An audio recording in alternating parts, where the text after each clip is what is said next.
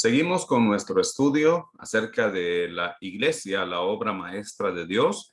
Ya hemos visto qué es la iglesia, hemos estudiado qué es la iglesia, cómo se entra a la iglesia, o sea, cómo se es parte de la iglesia. Vimos que es solamente por medio de la fe en Cristo Jesús. Es una obra de Dios por gracia, por medio de la fe. No es por obras para que nadie se gloríe. Entonces, cuando una persona pone su fe en Cristo, es cuando entra a formar parte de la iglesia. También estudiamos en el versículo o en el estudio anterior, en nuestro primer tiempo de estudio, que el fundamento de la iglesia es Cristo. No es Pedro, no es ninguna otra persona, es Cristo y su obra consumada en la cruz del Calvario. Entonces sigamos aprendiendo más acerca de la iglesia. En este estudio estamos haciendo un análisis de lo que dice Mateo capítulo 16, versículo 18. Y yo también te digo que tú eres Pedro, y sobre esta roca edificaré mi iglesia. Observemos nosotros que el verbo edificar está en el tiempo futuro. Cuando Jesús dijo esto, estaba hablando en tiempo futuro.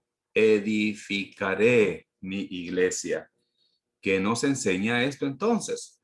Bueno, antes de ver acerca del tiempo futuro, también es importante que nosotros veamos que el verbo edificar está acá en la voz activa. En la voz activa significa que el que edifica la iglesia es Cristo. Edificaré mi iglesia.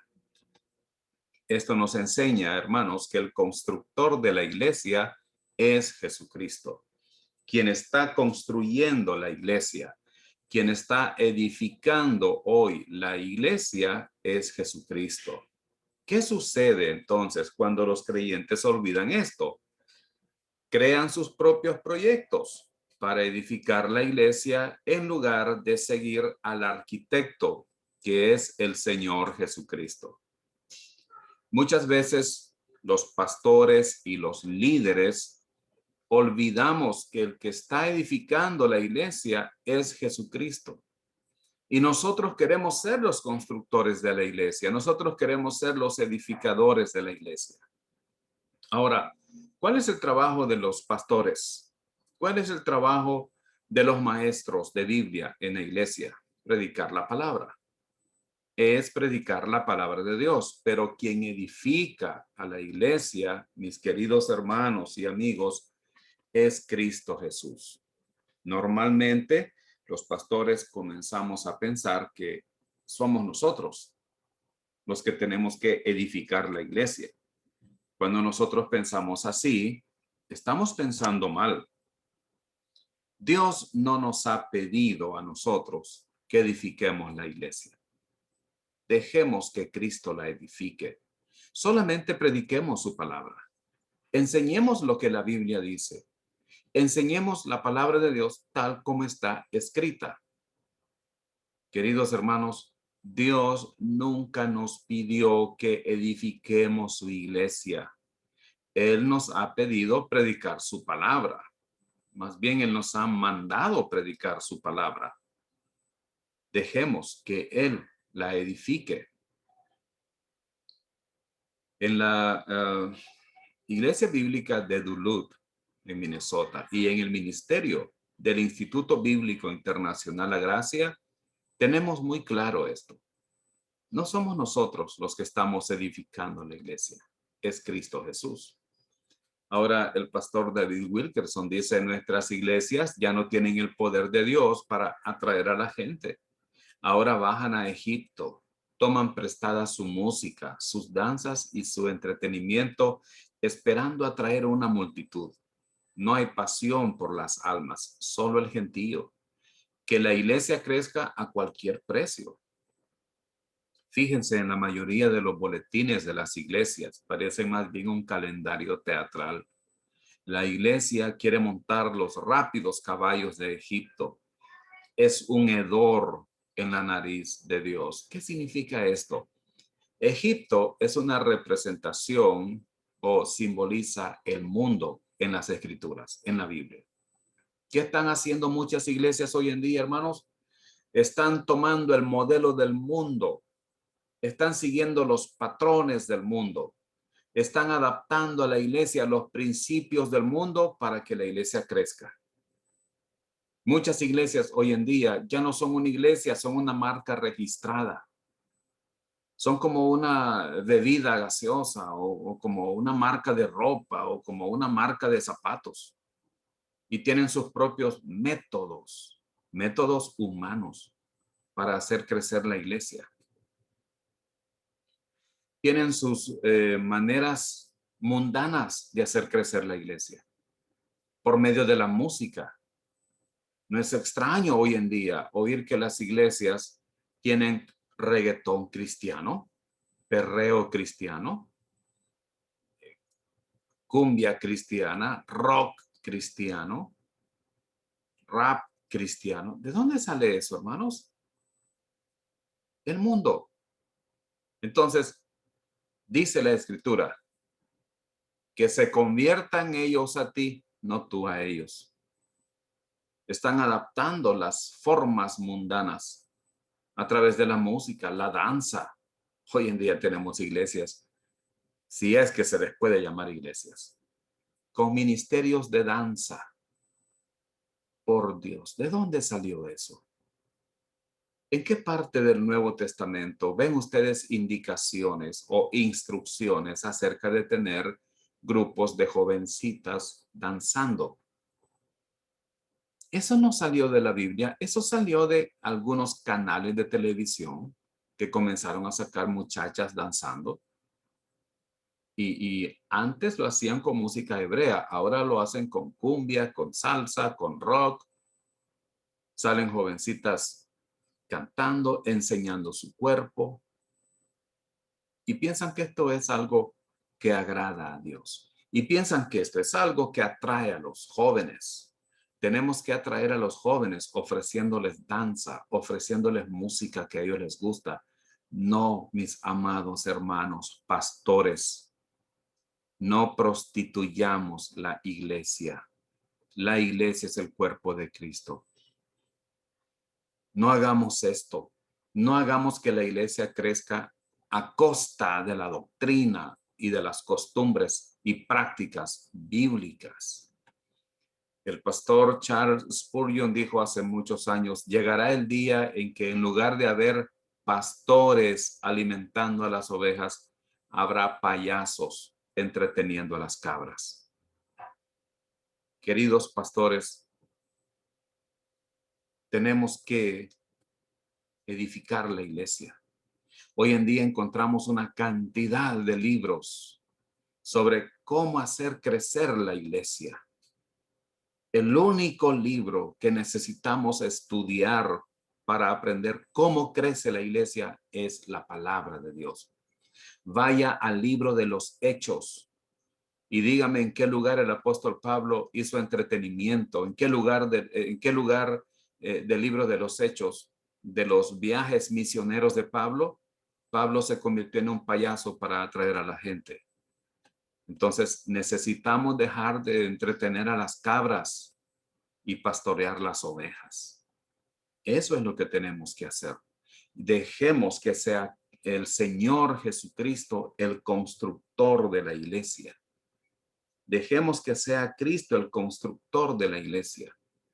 Y nosotros, pastores, prediquemos la escritura. Prediquemos la palabra de Dios. No estamos para entretener cabras, estamos para alimentar ovejas. También dice la escritura en Mateo 16:18, y sobre esta roca edificaré. El comienzo de la iglesia sería en el futuro. La palabra edificar es un verbo que lo vemos en el tiempo futuro. Jesús no dijo, y sobre esta roca estoy edificando. No, no dijo eso.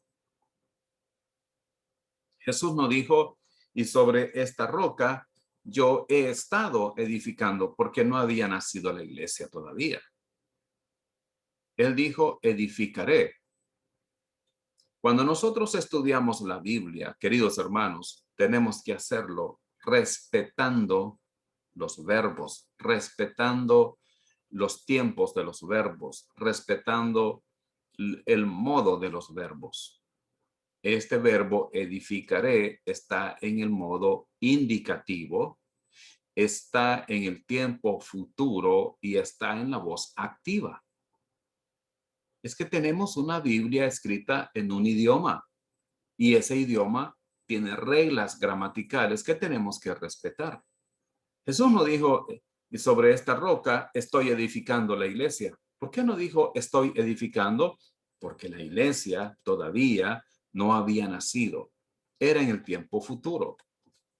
Entonces, ¿qué indica esto? Que la teología del pacto está equivocada. La iglesia no comenzó con Adán ni con Abraham, sino el día de Pentecostés. Ahora, la teología del pacto enseña que la iglesia nació antes, en el Antiguo Testamento. Enseñan algunos que la iglesia nació con Adán, pero no están de acuerdo en eso todos. Algunos enseñan que nació con Abraham.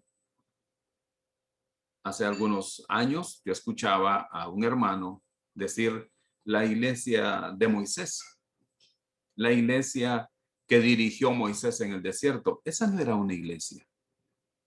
Esa era la nación de Israel. Era un pueblo, era la nación, era un país. O era un grupo de personas elegidas por Dios para ser una nación que estaba en proceso de formación. Pero la iglesia, hermanos, no nació en el Antiguo Testamento. Era un misterio. Era algo que estaba oculto. Dios no había revelado nada todavía acerca de la iglesia en el Antiguo Testamento. Lo comenzó a revelar por boca de Jesús en Mateo 16:18. Tenemos que recordar que la Biblia enseña claramente las dispensaciones. La primera dispensación es la dispensación de la inocencia. Dios creó al hombre puro, perfecto, sin ninguna culpabilidad por el pecado. Pero el hombre cayó, fue pecador, fue expulsado del jardín del Edén y ahora nace la dispensación de la conciencia. Ahora el hombre es responsable delante de Dios por su pecado, debido a que ahora se va a dirigir por medio de su conciencia. ¿Qué pasó en esa dispensación? El hombre fracasó también, tal como fracasó en la inocencia, fracasa con la dispensación de la conciencia. El hombre pensaba solo lo malo, dice la Escritura, que su pensamiento era de continuo el mal, hacían solo lo malo y Dios decidió juzgar aquella generación y envió el diluvio. El diluvio es el juicio de Dios al final de la dispensación de la conciencia y luego nace la dispensación del gobierno, el gobierno humano. Dios delega en el hombre que se gobierne. Y ahora, hermanos, tenemos en Génesis 9 al 11 que el hombre también fracasó en esto, queriendo construir una torre o construyendo una torre, según ellos, que llegaría hasta el cielo, por si Dios quería dispersarlos. ¿Cuál fue el juicio ahí? Dios confundió sus lenguajes, ellos se separaron, cada uno por sus lenguajes se separaron y ahora Dios se enfoca en un hombre llamado Abraham. Esta es la dispensación de la promesa, ¿no? En la dispensación de la promesa, Dios se enfoca en un hombre llamado Abraham, al que le hace promesas en Génesis 12, 1 al 3, pero al final ellos fracasan y terminan en Egipto, donde no debían estar porque no era esa la tierra prometida. Y luego, después de 400 años de esclavitud, Dios libera al pueblo de Israel de Egipto para llevarlo a la tierra prometida y en ese camino nace la dispensación de la ley. La ley es dada al pueblo de Israel en el monte Sinaí. Y la ley, hermanos, viene a ser ahora una dispensación nueva. Recuerden que la palabra dispensación quiere decir reglas de la casa. En cada una de estas dispensaciones, Dios ha establecido reglas. En cada una de estas dispensaciones, el hombre ha fracasado y en cada una de estas dispensaciones, El hombre ha sido juzgado. Dios ha enviado su juicio porque el hombre ha fracasado en cumplir las reglas. ¿Y qué sucedió entonces con la nación de Israel? Ellos con el tiempo fueron llevados cautivos, las 10 tribus del norte a Asiria y las 2 tribus del sur a Babilonia, donde estuvieron por 70 años. Después de eso, ellos regresan a la tierra y ahora viene a nacer una nueva dispensación, la dispensación de la iglesia. Jesucristo viene, muere por nuestros pecados todavía en la dispensación de la ley. Él murió bajo la dispensación de la ley. Él resucitó al tercer día. Él ascendió a los cielos. Y en el día de Pentecostés comienza la dispensación de la iglesia. En esta dispensación estamos nosotros. En estas reglas, bajo estas reglas de la gracia estamos nosotros. La iglesia no nació con Adán, no nació con Abraham. La iglesia nació en el libro de los Hechos, capítulo 2. Entonces, el Espíritu Santo bajó ese día sobre los creyentes en la fiesta de Pentecostés. Los creyentes hablaron en lenguas y el apóstol Pedro predicó el mensaje de ese día y como 3,000 personas creyeron y fueron añadidas al cuerpo de Cristo. El nacimiento de la iglesia no está en el Antiguo Testamento, está en el Nuevo Testamento en Hechos capítulo 2. Ahora, ¿qué más aprendemos acá? En Mateo 16:18. Observen ustedes, hermanos, que estamos casi palabra por palabra, desmenuzando este versículo 18. ¿Qué hemos aprendido? Que la roca es Cristo, que la roca es nuestro Señor Jesucristo y que Él es el fundamento de la iglesia. Hemos aprendido también que Jesucristo está edificando la iglesia, que Él es el constructor de la iglesia. Hemos aprendido también que la iglesia nació en el futuro, después de estas palabras. Cuando Jesús dijo estas palabras, la iglesia no había nacido, sino que nació después de su muerte, resurrección y ascensión a los cielos. Ahora, dice la Escritura, y yo también te digo que tú eres Pedro, y sobre esta roca edificaré mi iglesia. La palabra mi, hermanos, es un adjetivo posesivo. Usted dice mi libro, mi casa, mi carro, mi teléfono, mis zapatos. ¿Qué quiere decir eso? Me pertenecen. Me pertenecen. Entonces, ¿quién es el dueño de la iglesia? Hermanos, el dueño de la iglesia es Jesucristo. El dueño de la iglesia es Jesucristo. ¿La iglesia le pertenece al pastor? No. ¿La iglesia le pertenece a los diáconos? No. ¿La iglesia le pertenece a la junta directiva? No. ¿La iglesia le pertenece a la junta directiva nacional? No. ¿La iglesia le pertenece al presidente de la junta directiva a nivel nacional? No. Hay organizaciones que tienen una directiva a nivel nacional y tienen directivas a nivel regionales.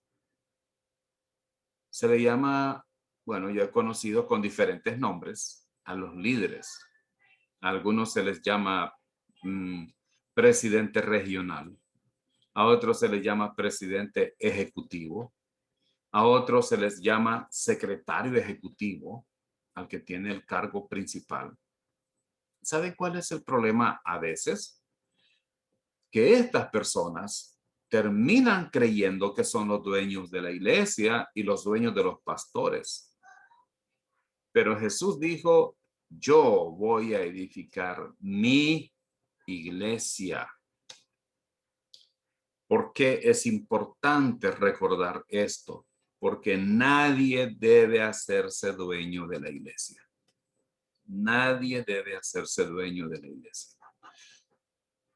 El dueño único El dueño exclusivo de la iglesia es Jesucristo. Él murió por nosotros. Él derramó su sangre por nosotros. Él nos compró con su sangre. La iglesia no le pertenece al pastor. El pastor no es el dueño de la iglesia. Los diáconos no son los dueños de la iglesia. Ahora, las figuras bíblicas de autoridad que nosotros encontramos en la iglesia son estas: pastor y diáconos. Son las figuras bíblicas humanas de autoridad, porque la figura bíblica divina es Jesucristo. Él es el dueño. Él es la autoridad principal. Pero en la iglesia Dios ha establecido pastores y diáconos para que dirijan la iglesia. ¿Sabe que en la Biblia, hermanos, no aparecen las famosas directivas? No hay directivas en la Biblia para que estén ubicadas en una iglesia. Y yo entiendo muy bien que por asuntos puramente jurídicos o legales es necesario, cuando se tiene una personería jurídica, formar una directiva. ¿Cómo se arregla eso? Eso es simple. La directiva debería estar integrada por el pastor y los diáconos para que no haya un tercer cuerpo, un tercer elemento de autoridad que no es bíblico. Porque resulta que muchas veces el presidente de la junta directiva cree que es el dueño. E incluso en algunas iglesias tienen más autoridad que el pastor. He conocido iglesias, y se lo digo por experiencia, donde los estatutos de la iglesia dicen que el presidente de la directiva de la iglesia es el jefe del pastor. Eso no debería ser. Eso es antibíblico. Simplemente el pastor y los diáconos deberían tener el cargo de directiva también, para que no existan pastores, diáconos y directivas, y las directivas se crean los dueños de la iglesia. Tampoco vemos en la Biblia directivas nacionales. Es que el problema, queridos hermanos, es que hubo un momento en que alguien pensó, unámonos como iglesia. Y entonces ahora tenemos que tener una directiva, tenemos que nombrar un presidente, y si el presidente no es un hombre que entiende la palabra de Dios, piensa que él es el dueño de los pastores. Piensan que ellos pueden mandar a los pastores y quitarlos de aquí, ponerlo para allá, traigo este y lo pongo aquí, a este me lo llevo para allá. ¿Y quién les dijo que pueden hacer eso? Esa autoridad no se las da la Biblia, esa autoridad no se las da el Señor, esa autoridad la toman ustedes sin considerar la palabra de Dios. El dueño de la iglesia es Jesucristo. Ahora, por otro lado, también hay quienes se creen dueños de la iglesia porque son los que dan más dinero o por los que tienen más dinero, aunque no lo den a veces. De eso encontramos un problema nosotros en la Escritura. Había un hombre llamado Diótrefes. En tercera de Juan 9 dice Diótrefes, al cual le gusta tener el primer lugar entre ellos. Diótrefes amaba tener el primer lugar. Hermanos, en la iglesia, el primer lugar lo debe tener Jesucristo. Pero a veces se cree que porque tiene más dinero, o es más antiguo, o es un miembro fundador, o es el que tiene el cargo de ser presidente de la junta directiva, o porque piensa que es el tesorero de la iglesia. E incluso porque piensa que es el pastor, y entonces dice, el pastor es el dueño de la iglesia. Eso no es cierto. Colosenses 1:18 dice, Cristo es la cabeza del cuerpo, que es la iglesia. Él, que es el principio, el primogénito de entre los muertos, para que en todo tenga la preeminencia. Cristo es la cabeza. La iglesia es el cuerpo. ¿Sabe para qué tenemos la cabeza nosotros en nuestro cuerpo? Para que nos dirija. Todos nuestros movimientos de brazos, de ojos, de manos, todo está controlado por el cerebro. ¿De dónde vienen las órdenes al cuerpo? De la cabeza. ¿De dónde viene la autoridad para la iglesia? De Cristo. Él es el dueño, no nos confundamos. Él es el dueño de la iglesia. Ahora dice en Mateo 16:18, y las puertas del Hades no prevalecerán contra ella. Y las puertas del Hades no prevalecerán contra ella.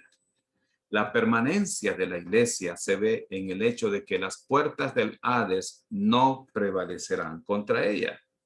¿Cómo hemos de ver esto? Como una garantía divina de la seguridad eterna de la salvación. ¿Por qué las puertas del Hades no prevalecerán contra la iglesia?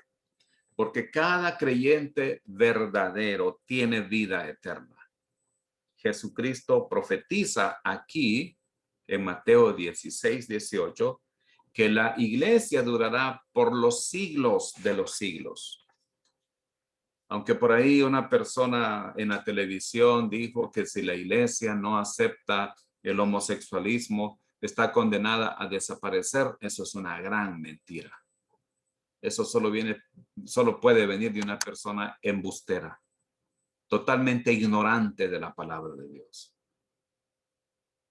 La iglesia permanecerá por los siglos de los siglos porque es el cuerpo de Cristo y Cristo no va a desaparecer. Hermanos, la expresión las puertas del Hades no prevalecerán contra ella significa que los creyentes tenemos la garantía de Dios de la seguridad eterna de la salvación. Entonces, ¿qué hemos aprendido, queridos hermanos? Esto es muy interesante. La persona y la obra de Cristo es el fundamento de la iglesia. El dueño de la iglesia es Jesucristo. El que edifica la iglesia es Jesucristo. El futuro de la iglesia, en cuanto a que la iglesia nació en el día de Pentecostés, no en el tiempo de Cristo, mucho menos antes de Cristo. Estamos viendo que el dueño de la iglesia es Jesucristo y que la permanencia de la iglesia nos indica a nosotros que tenemos la seguridad eterna de la salvación. Queridos hermanos, la obra de Cristo en la cruz del Calvario, muriendo por nuestros pecados, es nuestro fundamento también. Él nos compró con su sangre. Hemos sido comprados con el precio más alto, más precioso que podíamos haber sido comprados. La sangre de Cristo, su Hijo. Y ahora, hermanos, eso nos da seguridad eterna. Eso nos da seguridad de nuestra salvación. Las puertas del Hades no van a abrirse para la gente de Dios por nuestra posición en Cristo. Nuestra salvación está garantizada. Gloria a Dios por eso. Está garantizada nuestra salvación. Qué bueno es entender, hermanos, entonces, ¿qué es la iglesia? La iglesia es el cuerpo de Cristo, fundada en la persona de Cristo. La iglesia es edificada por Cristo. La iglesia le pertenece a Cristo. La iglesia tiene seguridad eterna de su salvación por la obra perfecta de Cristo en la cruz. Ahora vamos a entender entonces lo que la iglesia no es, porque hay muchos conceptos equivocados acerca de la iglesia. Hay muchas ideas equivocadas, incluso entre nosotros mismos los creyentes. Y estas ideas equivocadas vienen por el hecho de que no estamos viendo la palabra de Dios, estamos oyendo a otra gente que dice cualquier cosa y nosotros la creemos fácilmente. Lo que la iglesia no es. La iglesia nunca se refiere a un edificio físico. ¿Por qué? Porque la iglesia es la gente salva por la gracia de Dios. Queridos hermanos, ¿de qué sirve tener un edificio si no tiene gente? ¿De qué sirve tener un templo si usted no tiene gente ahí a quien predicarle? Usted no tiene una iglesia hasta que hay gente que ha sido salva. Y otra cosa importante, aunque haya gente dentro del templo, si no han sido salvos, todavía no es iglesia. Aunque haya personas adentro de un templo, si esas personas no son salvas, todavía no es una iglesia. Cuando se va a establecer, a fundar una iglesia, ¿en qué piensa mucha gente? En un edificio, en un terreno. Y están equivocados, construyendo edificios sin gente. No se puede tener una iglesia porque ya compramos un terreno y ahora tenemos un templo. ¿Y dónde está la iglesia? Ahí está la iglesia. No, esa no es la iglesia, ese es un templo, ese es un edificio. Ahí lo que hay es ladrillos, cemento, hierro, un techo, piso, ventanas, puerta, quizás tiene púlpito, quizás hay sillas, hay bancas, quizás ya tiene los instrumentos musicales, tiene todo menos la gente. No es una iglesia. No es una iglesia. Los templos son bonitos. Yo quisiera pastorear una iglesia que tenga un templo como este, en un lugar como este, qué precioso. Pero hermanos, ¿de qué sirve tener un lugar con las puertas cerradas porque no hay gente? ¿Sabía usted que en países de Europa como Alemania, como Austria, España, hay templos que están cerrados porque ya la gente no llegó? ¿Y eso qué indica? Que el edificio no es la iglesia. El edificio solamente es eso, una construcción. La iglesia no está hecha de ladrillo y cemento. La iglesia es la persona que lo llevó a usted. La iglesia es usted y la iglesia es la persona que usted lleva a Cristo. Tenemos que entender esto. ¿Qué es lo que decimos nosotros muchas veces cuando salimos de nuestra casa? Ya voy para la iglesia. ¿Y en qué estamos pensando? En el edificio. Lo correcto debería decir, voy para el templo físico, porque aún nosotros, nuestros cuerpos, hermanos, es el templo de Dios. Ya ni siquiera el templo lo podemos ver solamente como un edificio. El templo es nuestro cuerpo. Su cuerpo es el templo. Mi cuerpo es el templo de Dios.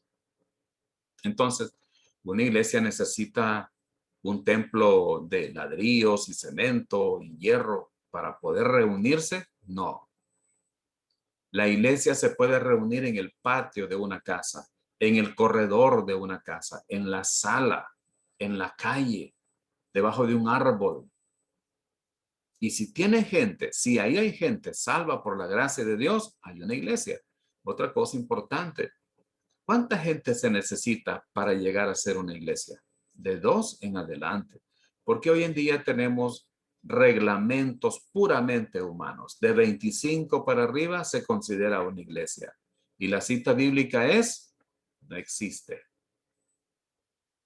De 25 en adelante, de 20 en adelante, de 40. Esto está a juicio de cada quien. Porque como no hay en la Biblia una instrucción sobre eso, lo que se le ocurre a la gente, eso ponen. Hay gente que dice, ustedes no son iglesia porque solo son 8. Bueno, si hay más de 2, ya es una iglesia.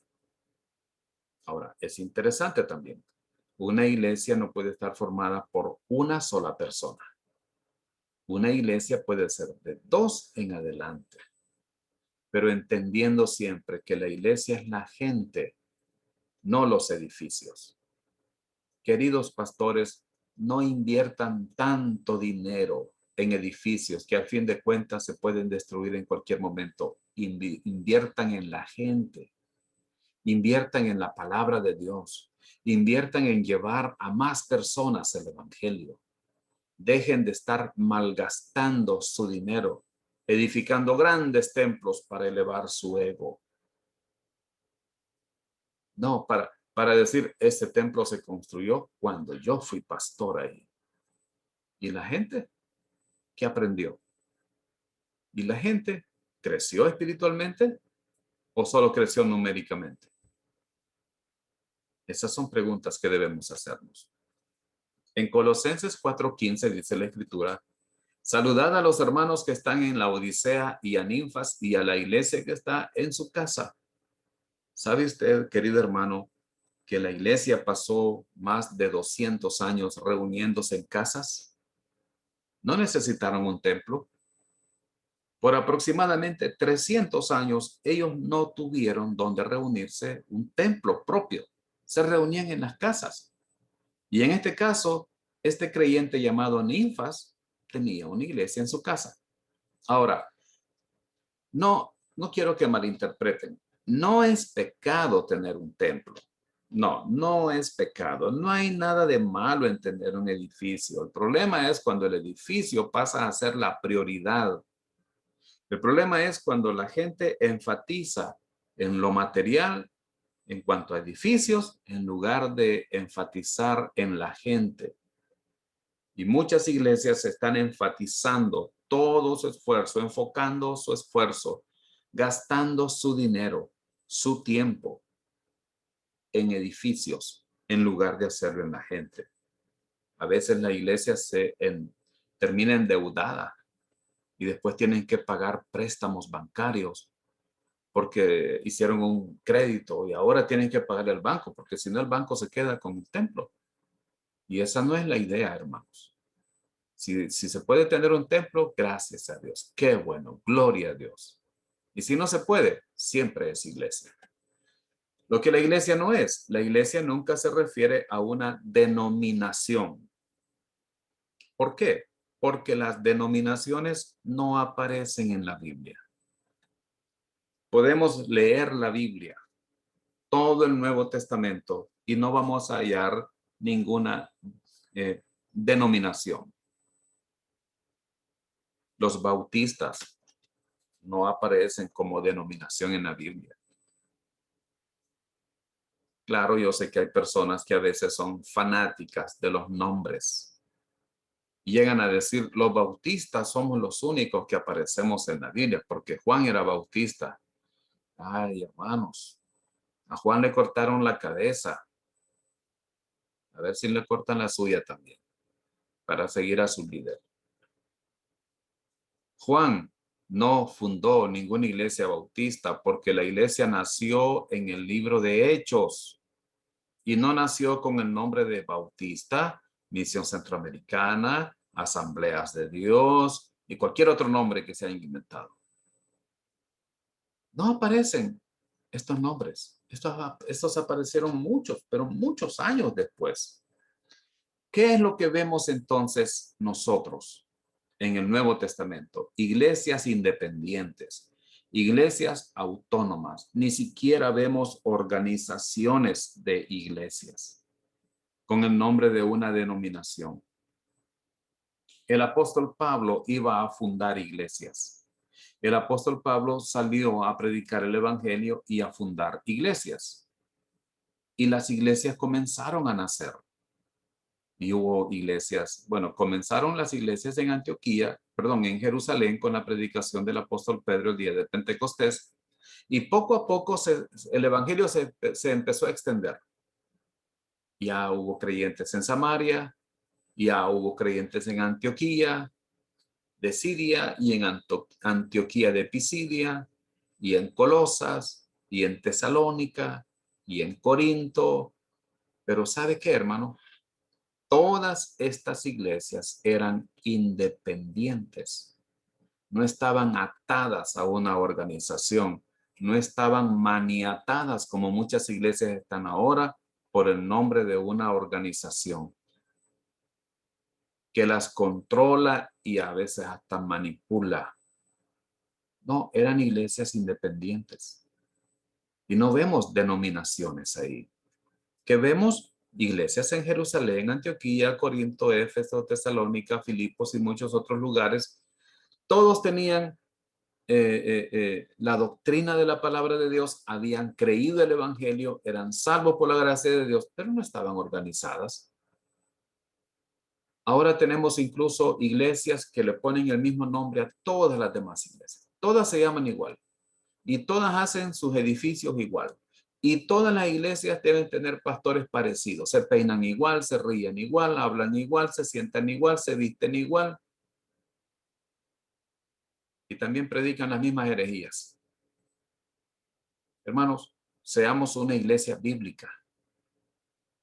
Vayamos al libro de los Hechos y estudiemos la palabra de Dios y entendamos cómo nacieron las iglesias.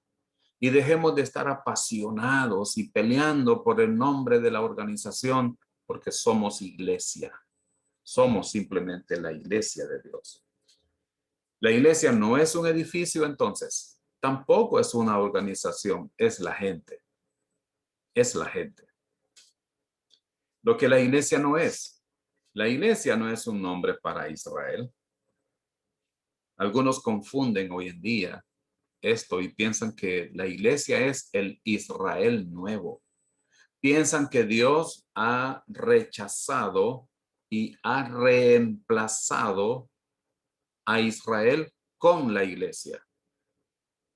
E incluso dicen, nosotros somos el nuevo Israel. Hermanos, Israel e iglesia no son sinónimos. No son sinónimos. Entonces, la iglesia no es un nombre para Israel. ¿Por qué? Porque la Biblia hace una clara distinción entre Israel y la iglesia en 1 Corintios 10:32. La Biblia hace una clara distinción entre Israel y la iglesia. Y eso lo vemos en 1 Corintios 10:32. Hoy en día hay algunas iglesias que se identifican mucho con la nación de Israel. Usan la bandera de Israel, sus pastores usan símbolos de Israel y tienen en el templo el candelero y alguna imagen del arca de la alianza y cosas por el estilo. Pero queridos hermanos, nosotros somos la iglesia y la iglesia no es lo mismo que Israel. ¿Cómo lo vemos esto en la Biblia? Miren lo que dice la Escritura en 1 Corintios 10:32. No seáis tropiezo ni a judíos. Ahora, ¿a quiénes se refiere con esto de judíos? A la nación de Israel, al pueblo de Israel, a los descendientes físicos de Abraham. Y la Escritura dice, no seáis tropiezo ni a judíos ni a gentiles. ¿Quiénes son los gentiles? Los gentiles son todos los demás que no somos de descendientes físicos de Abraham. ¿Sabe que la palabra gentiles en griego es la palabra etnos, de donde viene etnia, que significa muchedumbre, multitud? Para hacer la distinción entre la nación de Israel y la multitud de personas que no somos descendientes de Abraham. Entonces, ¿qué está diciendo el apóstol Pablo?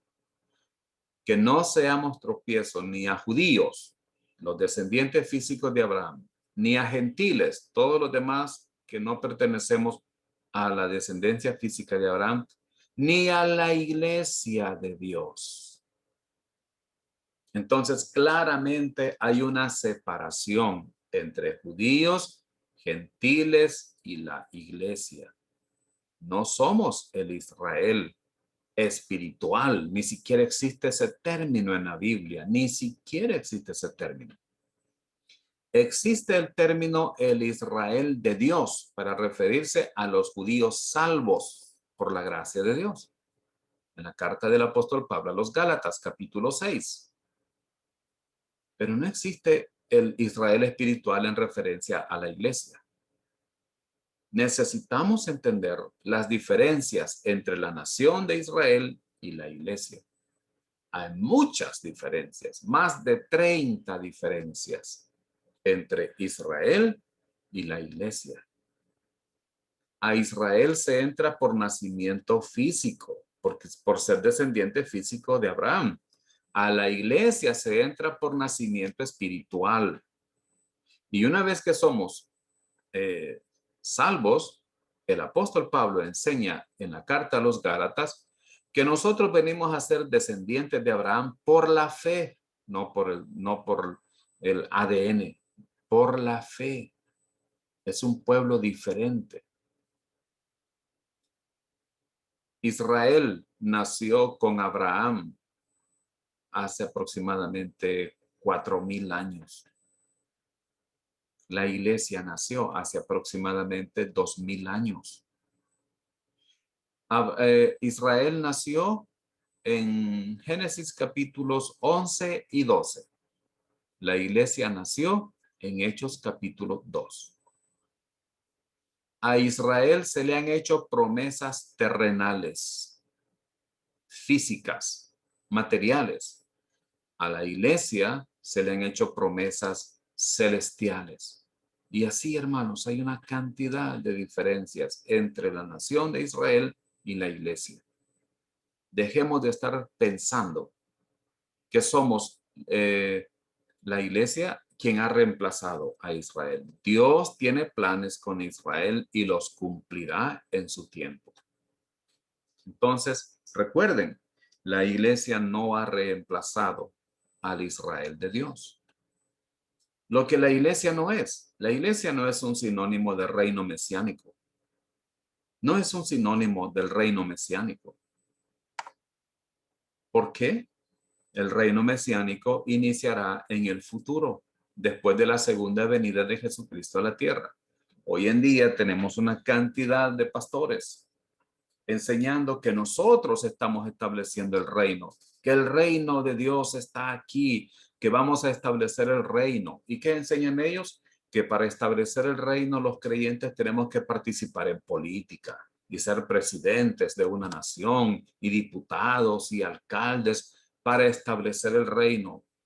No, el reino es futuro. El reino vendrá después de la segunda venida de Jesucristo porque Él es el rey que va a venir a reinar. Él es el rey que establecerá su reino sobre la tierra.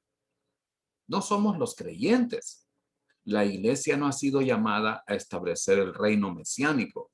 La iglesia está llamada y ordenada a predicar el evangelio de la gracia de Dios. Pero hoy en día tenemos a muchos pastores y muchas iglesias predicando el evangelio del reino, predicando el evangelio del reino, los principios del reino. Hermanos, nosotros, los creyentes, y en este Instituto Bíblico Internacional La Gracia, creemos en el reino de Dios, creemos en el reino mesiánico como parte del plan futuro de Dios, no ahora. La Biblia dice que durante el reino, el león y el cordero se acostarán juntos, estarán juntos, porque el león comerá hierba como el buey.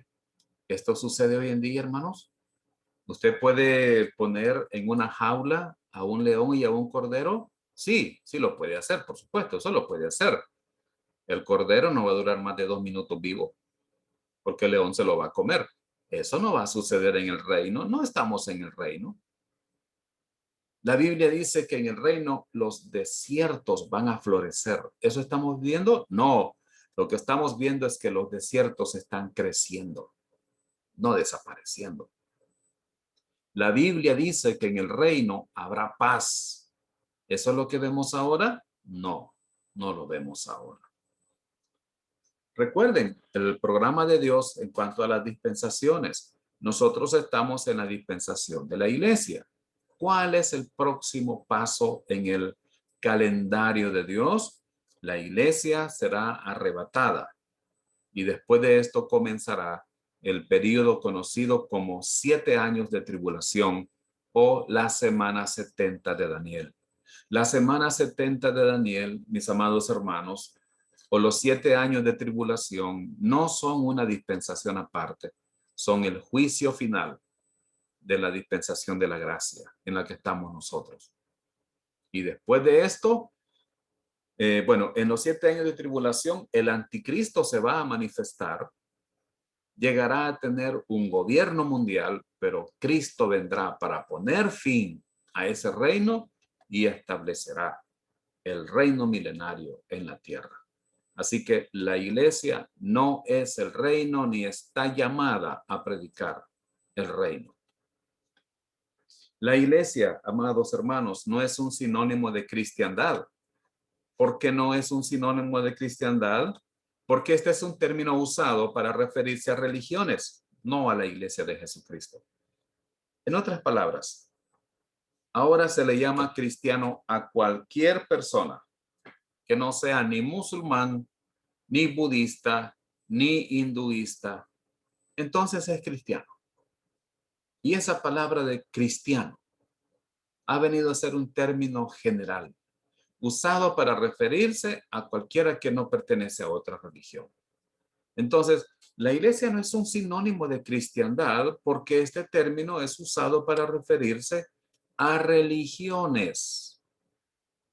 Religión cristiana, religión budista, religión islamista, religión hinduista.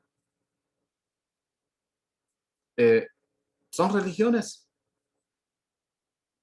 No estamos diciendo que los creyentes no debamos vivir como Cristo, porque la palabra cristiano es un seguidor de Cristo. Pero, ¿saben ustedes, hermanos, cuántas veces en la Biblia aparece la palabra cristianos? Vamos a ver, en Hechos 11:26 dice, y se congregaron ahí todo un año con la iglesia y enseñaron a mucha gente. Y a los discípulos se les llamó cristianos por primera vez en Antioquía. Pero ¿cuál es el nombre correcto? Discípulos. A los discípulos se les llamó cristianos. Quiere decir que ellos ni siquiera se llamaban cristianos. Se les llamó cristianos. Quiere decir, ellos no decían, nosotros somos cristianos. Ellos decían, somos discípulos. Pero la gente les puso por sobrenombre cristianos en Antioquía. En Hechos 26-28 vemos la segunda vez en la Biblia la palabra cristianos. Entonces Agripa dijo a Pablo, por poco me persuades a ser cristiano. Y la única vez que un escritor de la Biblia usa esta palabra cristianos en sus cartas es el apóstol Pedro. En 1 de Pedro 4:16. Pero si alguno padece como cristiano, no se avergüence, sino glorifique a Dios por ello. Y no encuentra otra vez la palabra cristiano en toda la Biblia. ¿Cuál es el nombre de los creyentes, de nosotros que pertenecemos a la iglesia? Discípulos, santos, creyentes. Así que no confundamos eso de que hay muchas iglesias cristianas. Bueno, pero ¿cuántas están predicando el evangelio? ¿Cuántas están proclamando la verdad de Dios? Muy pocas. Hermanos, la iglesia no es un sinónimo de una organización paraeclesiástica. ¿Por qué? Porque las organizaciones paraeclesiásticas simplemente no son la iglesia. ¿Qué es una organización paraeclesiástica? La palabra para significa al lado de, y eclesiástico viene de iglesia. Son organizaciones que están al lado de la iglesia. Son organizaciones que están no llamándose iglesia, sino que están colaborando o trabajando con iglesia, pero no es una iglesia. Entonces tenemos que hacernos una pregunta que resulta dura, pero hay que hacerla. ¿Para eclesial o parásito? Porque muchas organizaciones eclesiales toman de las iglesias a la gente para su trabajo.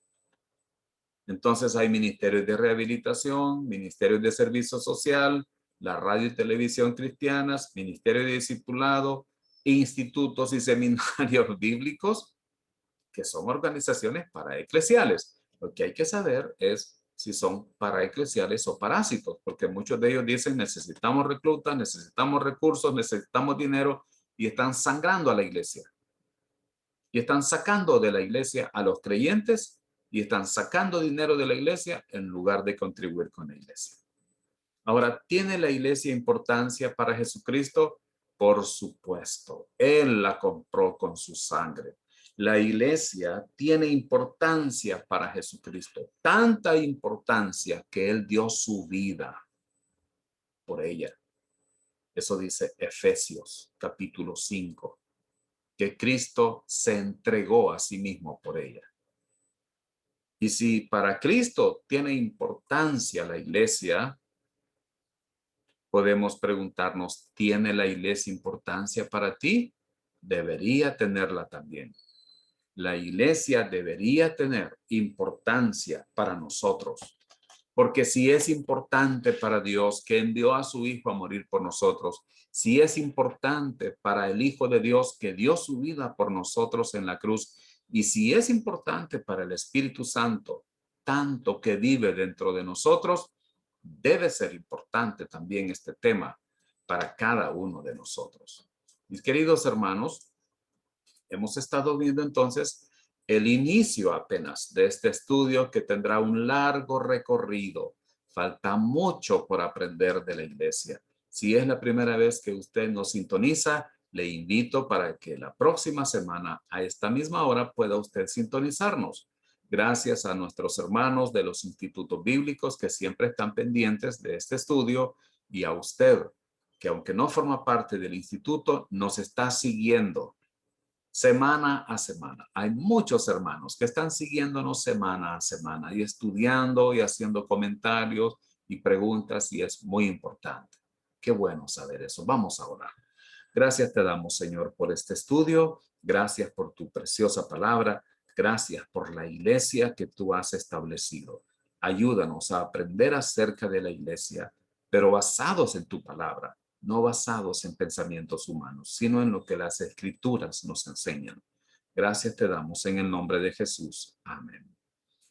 Ha sido un gusto para mí, para su servidor Nelson Hernández, estar con usted. Muchas gracias por sintonizarnos. Le invitamos para la próxima semana para que vuelva a estar con nosotros y estudiemos la palabra de Dios. Que el Señor le bendiga.